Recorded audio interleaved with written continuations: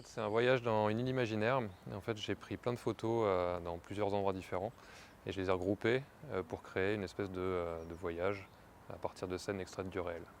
En fait, dans chaque image, il y a un protocole qui revient très souvent, c'est que tu as l'empreinte humaine qui arrive au milieu de l'image, donc jamais sous forme humaine, mais sous forme en fait, de ce qui a été construit, donc de la trace qui a été laissée par l'homme dans le paysage, et on n'a jamais de ciel, c'est vraiment systématiquement de la nature qu'entoure toutes ces constructions. Et en fait, on ne sait pas vraiment si cette nature, elle est bienveillante, malveillante, on pose vraiment la question, en fait, on se pose vraiment la question de savoir comment cette trace humaine s'inscrit dans le paysage, est-ce qu'elle va devenir, est-ce que la nature va en faire après.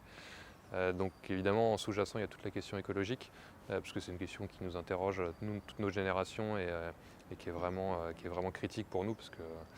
voilà, c'est quand même c'est notre avenir qui est en jeu. Mais voilà, au travers de ce voyage, qui est un voyage imaginaire, donc qui pose plein de questions et qui fait aux gens se poser les questions de savoir où ça s'est passé, il y a toute cette considération écologique derrière, ouais, qui est importante. Moi, je connaissais déjà le festival, j'y suis venu il y a 2 ans lors d'une précédente édition et oui, c'est très intéressant d'avoir déjà des images qui sont donc entourées de nature, qui elles-mêmes se retrouvent dans une nature. Ça donne une espèce de double, voilà, de double rideau, un peu comme au théâtre, ça donne de la profondeur encore aux images, donc c'est assez chouette. Ouais.